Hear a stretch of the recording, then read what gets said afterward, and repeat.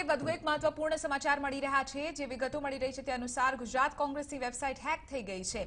હાલ જે પ્રાથમિક વિગતો મળી રહી છે તે અનુસાર સવારે ભાજપાની વેબસાઇટ હેક થઈ ગઈ હતી અને હવે ભાજપા બાદ કોંગ્રેસની વેબસાઇટ હેક થઈ ગઈ હોવાનું કહેવાઈ રહ્યું છે।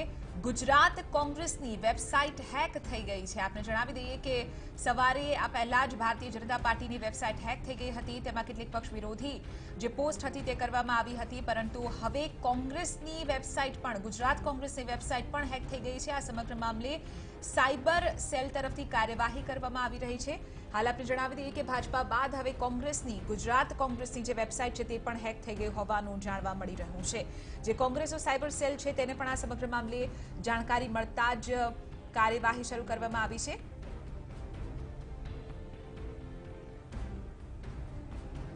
તો આજ મુદ્દે કોંગ્રેસ આઈટી સેલના કન્વીનર હેમાંગ રાવલ જોડાઈ ચૂક્યા છે। હેમાંગજી, સ્વાગત છે।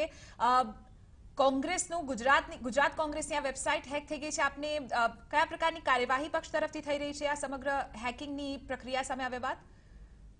સૌપ્રથમ તો હું એમ કહેવા માંગુ છું કે કોઈ પણ વેબસાઇટ છે એ કોઈ પણ હેકર્સ દ્વારા હેક થઈ શકે છે જનરલી, અને એ આપણે પણ કરી શકીએ છીએ, પરંતુ આપણે અથવા તો અમારી જે લીગલ ટીમ, અમારી જે ટેકનિકલ ટીમ છે એ પણ આ શક્ય કરી શકે છે।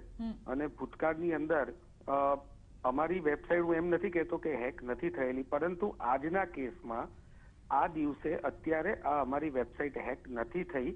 માત્ર એને સર્વરનું કનેક્શન છે, કાગને પડવું અને ડાળને બેસવું છે।